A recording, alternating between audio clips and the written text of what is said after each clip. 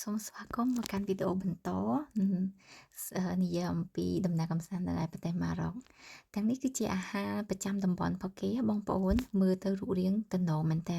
ហើយខ្ញុំនិយាយតាមត្រង់គឺឆ្ងាញ់មែនសូម្បីតែខ្ញុំអ្នកពិបាកហូបណាក៏ខ្ញុំយល់ថាឆ្ងាញ់ដែរ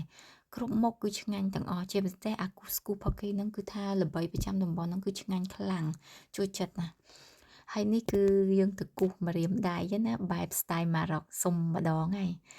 ហើយនេះផ្សារគេនៅខាងក្រៅមួយទៀតបងប្អូននេះយើងចេញមកដល់ខាងផ្សារមួយទៀតទេណាហើយផ្សារនេះគឺលក្ខណៈថាអូយចង់វែងបងប្អូនម្ដង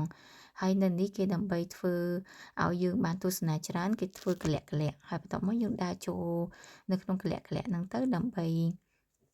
បានមើលគ្រប់តូបនិយាយទៅអានេះខ្ញុំមានអារម្មណ៍ថាដូចចង់ដូចផ្សារទូទៅពងយើងអញ្ចឹងបងប្អូនហើយអានេះគឺទេសភាពខាងក្នុងនេះសម្រាប់ល្ងាចផ្សារនេះគេបើកតែល្ងាចឯងព្រឹកឡើងគេអត់បើកទេព្រឹកឡើងគឺទៅផ្សារអាវីដេអូមុនដែលខ្ញុំបានថតហ្នឹងអានេះផ្សារល្ងាចរបស់គេល្ងាចឡើងនៅជុំវិញផ្សារហ្នឹងនៅខាងក្រៅគឺកន្លែងអាហារលក់លក្ខណៈដូចយើងអញ្ចឹងទឹកផ្លែឈើបងប្អូនគេយកទឹកផ្លែឈើពីរបីមុខដាក់ជួយគ្នាហើយច្បាច់ចេញមកឲ្យយើងញ៉ាំអញ្ចឹងលក្ខណៈដូចទឹកក្លុកអញ្ចឹងតែទឹកក្លុកគេហ្នឹងបែបលក្ខណៈទឹកផ្លែឈើសុទ្ធហើយនេះផ្លូវច្រកចូលផ្សារមួយទៀតច្រកចូលផ្សារគេនោះច្រើនណាស់ចង់ចូលច្រកណាក៏បានដែរចេញមិនស្រួលមិនវែងពួកខ្ញុំចេញវែងដែរចូលមួយជ្រុងនោះចេញមួយជ្រុងទៀត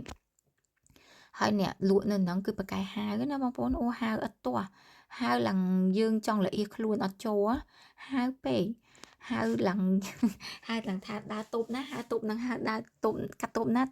ហាវតូបនឹងដល់ពេលអញ្ចឹងយូរពួកខ្ញុំមិនសូវហ៊ានខ្ញុំមានហ៊ានទៅដើរយូរណាតិចចេញមកក្រៅហើយមានអារម្មណ៍ថាយើងមិនសូវទិញទេបងប្អូនព្រោះអីមិនមែនអីវ៉ាន់អីយើងណាចង់និយាយថាយើងមិនមែនថាមកទិញក៏ទិញច្រើនណាស់ហើយដែរគ្រឿងអនុស្សាវរីយ៍ហ្នឹងទិញគ្រប់ដែលអ្នកដែលត្រូវឲ្យឯងអញ្ចឹងយើងមានតែទិញអីទៀតហើយអាផ្សារល្ងាចឡើងហ្នឹងរៀងថ្លៃជាងអាផ្សារព្រឹកដែលខ្ញុំទៅបងប្អូនតម្លៃវារៀងខុសគ្នាដល់អញ្ចឹងទៅហើយពួកខ្ញុំដើរផ្សារព្រឹកមិញហើយហ្នឹងអញ្ចឹងអាមកដល់ផ្សារល្ងាចនេះគ្រាន់តែចូលមកថតមក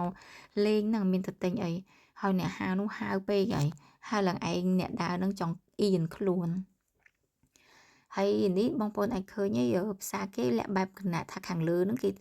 គេប្រក់ដោយឈើគេម្យ៉ាងនៅហ្នឹងដឹងខ្ញុំគិតថាដូចអាស័យអីមិនបន្តិចទេហើយខាងក្រោមហ្នឹងគឺគេលក់បែបហ្នឹងមានអ្នកឈរលក់កាបូបមានអ្នកតាំងជាតូបមួយក៏មានវាមានគ្រប់បែបយ៉ាងហើយនេះមកខាងក្រៅវិញដូចខ្ញុំប្រាប់បងប្អូនជាងខាងក្នុងខ្ញុំដើរតិចខ្ញុំចង់វិលធ្វើច្រើនពេកហើយនេះគឺហេដ្ឋារចនាសម្ព័ន្ធគេយកឡើងណាបងប្អូននៅនេះតំបន់របស់គេហ្នឹងគឺថាផ្ទះអីហ្នឹងគឺពណ៌ហ្នឹងទាំងអស់និយាយទៅមិនថាផ្ទះហ្នឹងអ្នកមានអ្នកក្រឋានៈបែបណាទេខ្ញុំភាគច្រើនខ្ញុំចាប់អារម្មណ៍ឃើញថាសិតតែពណ៌ហ្នឹងទាំងអស់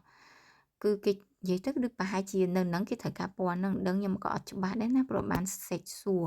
តែគេភាគច្រើនពណ៌ហ្នឹងហើយយប់ឡើងគេមានភ្លើងពណ៌ស្អាតណាបងប្អូនសង្ឃឹមថាបងប្អូនអាចមកលេងម្ដងបានកុំភ្លេចណាអរគុណច្រើន